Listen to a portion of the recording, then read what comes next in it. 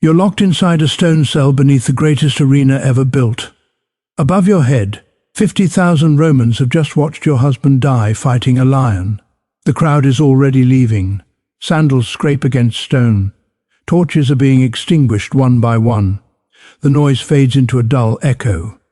Then you hear it, footsteps, slow, heavy, deliberate, getting closer. A shadow stretches across the doorway. A man steps into the light. It's the gladiator who survived today's massacre. His armor is dented. His body is stray with blood that isn't his own. A guard follows behind him, keys clinking softly. The lock turns. The door opens. The gladiator points at you. This isn't a horror movie. This was Tuesday in the Roman Empire. What I'm about to show you is the part of Roman history they don't teach in school. The part that happened after the cheers stopped and the crowds went home. A systematic state-sponsored nightmare that only began when the arena went quiet. This isn't speculation. Roman writers described music it themselves, and the evidence is carved into the walls beneath the Colosseum. Stay with me until the end and you'll never look at ancient Rome the same way again. Hollywood has lied to you about gladiators for decades. Films like Gladiator and Spartacus show blood, honor, rebellion, defiance. They show men dying under the sun, swords raised, crowds roaring. What they don't show is what happened in the hours after the games ended, when the spectacle turned inward, when entertainment became something darker. I'm talking about a system so disturbing that modern historians had to invent a new Latin term to describe it.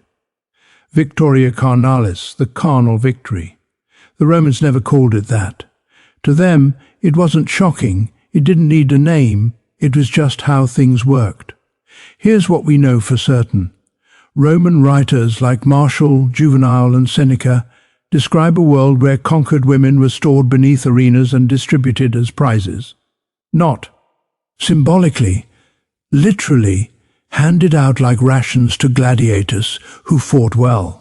This wasn't the work of rogue individuals or corrupt guards. The Roman state itself ran this system. The same government that engineered aqueducts and roads also engineered the logistics of sexual violence. Think about that. The civilization that gave us concrete law and representative government also perfected the industrialization of human suffering. Before we go any further, pause for a moment. Look at the like button.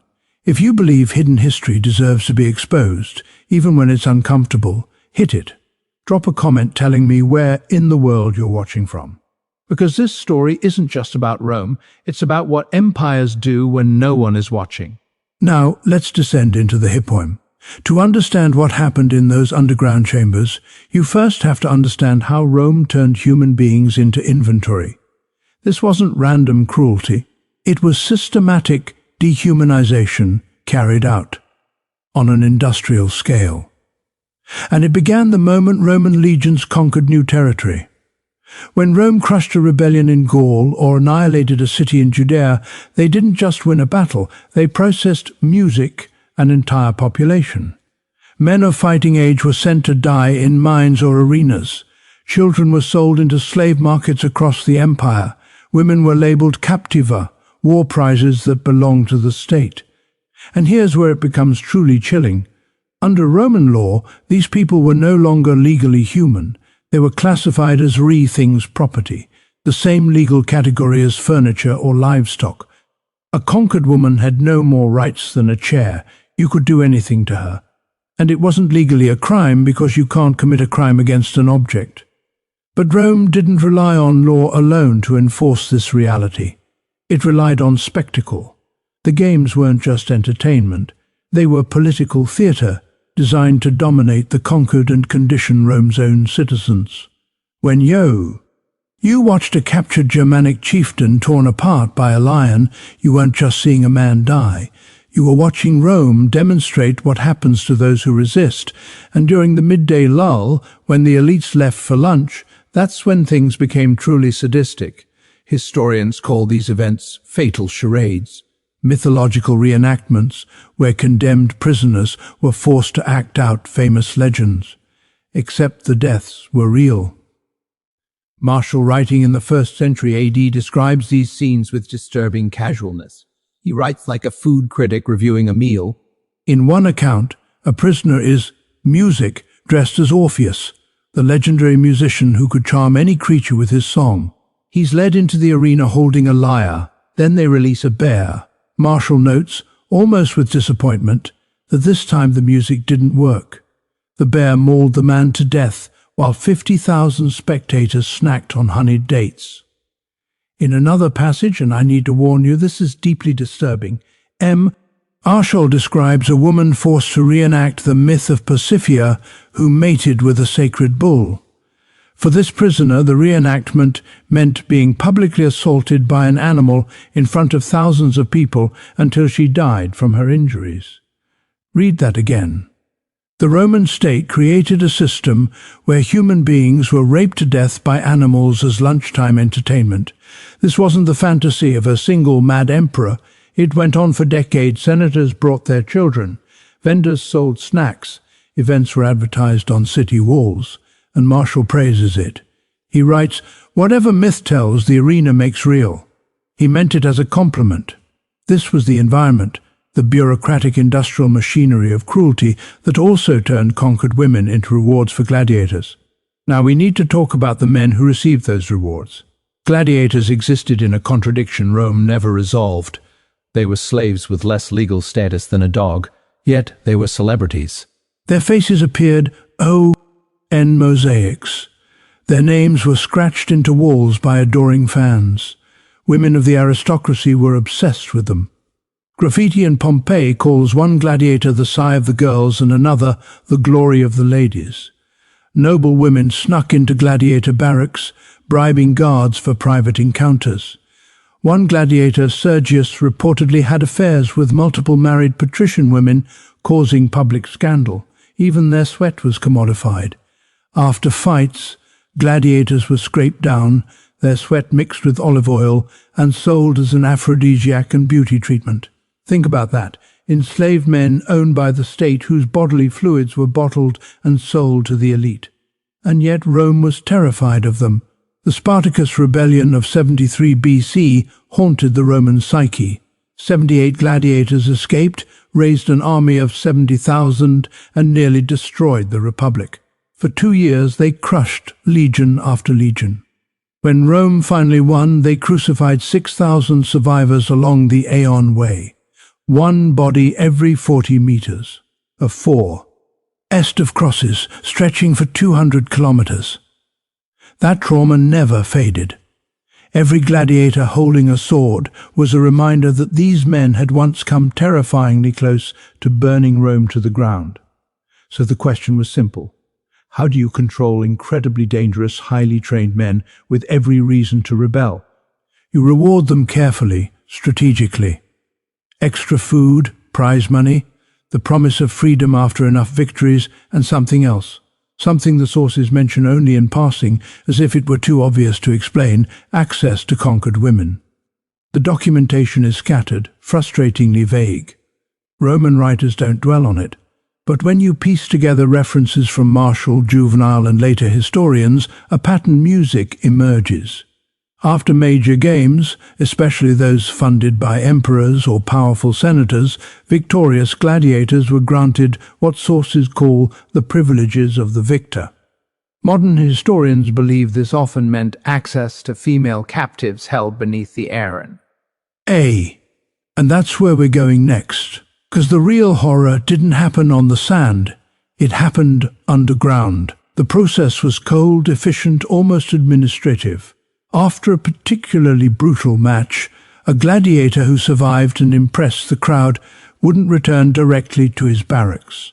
Instead, still wearing his armor, still caked in blood and sand, he would be escorted downward into the Hippo, the vast underground network beneath the arena floor. Oil lamps flickered along the tunnel walls. The air smelled of iron, sweat, and animal waste. They passed cages where lions paced in the dark. Mechanical lifts creaked softly, ready to raise the next spectacle to the surface.